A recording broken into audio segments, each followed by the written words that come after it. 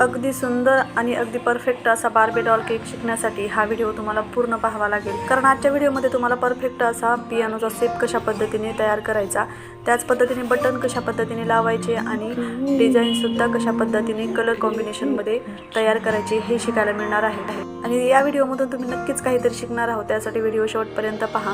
नमस्कार, मी देवकन्या नाविन्य cakes and recipe या चॅनलमध्ये आपलं खूप मनापासून स्वागत। 1 किलोचा केक बनवायचा आहे, त्यासाठी इथे मी 400 ग्राम प्रीमिक्स वापरून हा केक बेस बनवून घेतलेला आहे। आणि इथे आपल्याला आता आयसिंग करून घ्यायची।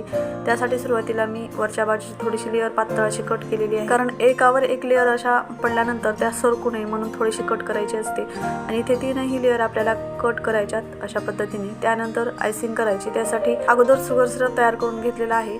अर्धी वाटी मी साखर घेतलेली आहे, तेवढीच अर्धी वाटी मी पाणी सुद्धा घेतलेले आहे। त्यामध्ये इसेन्स आणि क्रश टाकलेला आहे, जेणेकरून आपल्याला क्रीममध्ये क्रश वापरायची गरज नाही। आणि जास्त जर क्रश वापरला आपण तर आपला केक हा आंबट होऊ शकतो, म्हणून जास्त क्रश वापरायचा नाही। पहिली लेअर ठेवलेली आहे, त्यानंतर त्यावरती शुगर सिरप अशा पद्धतीने लावलेला आहे। शुगर सिरपमुळे आपला केक अगदी सॉफ्ट होतो आणि तोंडात टाकताच विरघळतो, म्हणून शुगर सिरप हे अगदी गरजेचं आहे। त्यानंतर आपण व्हिपिंग क्रीम लावलेली आहे आणि त्याच्यावरती आता आपण दुसरी लेअर ठेवतोय।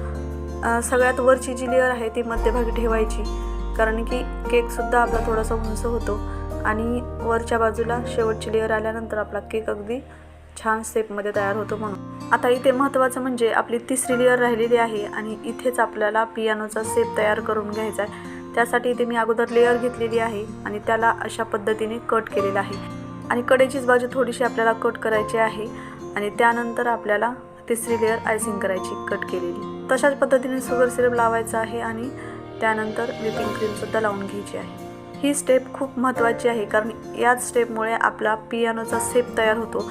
आणि कट केलेला जो भाग आहे त्याचासुद्धा आपण उपयोग करणार आहोत। आणि अशा पद्धतीने ही लेअर आयसिंग करून झाल्यानंतर आपल्याला जो कट केलेला भाग आहे तो याच्यावरती ठेवून द्यायचा आहे आणि या छोट्याशा लेअरला सुद्धा आपल्याला आयसिंग करायची आहे। आणि आता तुम्हाला थोडासा पियानोचा शेप दिसत असेल आणि अशाच पद्धतीने पियानोचा शेप तयार करायचा असतो। अशा पद्धतीचे केक असल्यावर फिनिशिंग करायला थोडासा वेळ लागतो। थोडंसं क्रम कोट करून फ्रीजमध्ये ठेवून परत ते काढून फिनिशिंग करा, म्हणजे परफेक्ट फिनिशिंग आपली तयार होईल। त्यानंतर बटन तयार करायचे आहेत आपल्याला पियानोचे।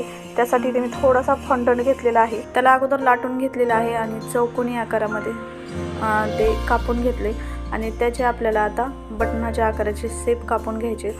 आणि जर तुमच्याकडे फॉन्डंट नसेल तर तुम्ही चॉकलेटचा सुद्धा उपयोग करू शकता।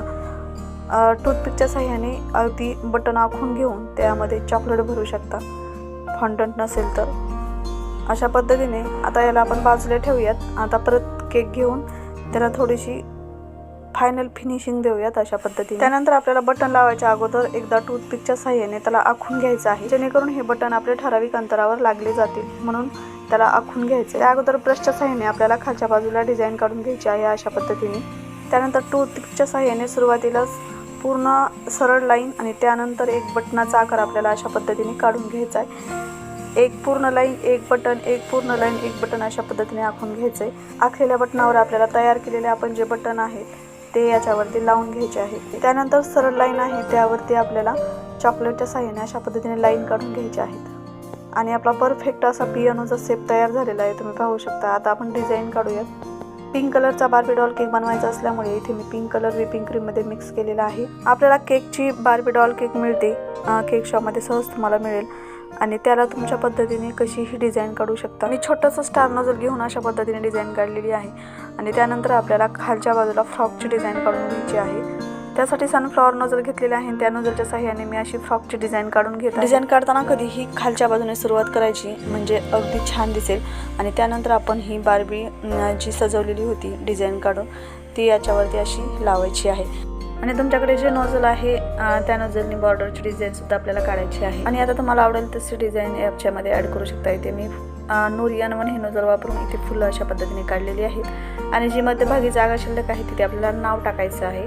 त्यानंतर थोडीशी शुगर पावडर डेकोरेशनसाठी आणि टॅगसुद्धा लावलेला आहे, बटरफ्लायसुद्धा लावलेला आहे। आणखीन केक आपला उठून दिसतोय, तुम्ही पाहू शकता। आणि आजचा केक तुम्हाला कसा वाटला हे मला कमेंट करून नक्की सांगा। आणि जर आवडला असेल तर नक्कीच लाईक करा, सबस्क्राईबसुद्धा करा, कारण सबस्क्राईब करणं अगदी मोफत असतं। त्या शेजारी बेल आयकॉन देखील प्रेस करा, जेणेकरून असेच नवनवीन केक्स आणि रेसिपी तुम्हाला शिकायला मिळतील। चला तर मग पुन्हा भेटूया नवीन एका केकसह, नवीन एका व्हिडिओसह। तोपर्यंत बाय बाय, टेक केअर।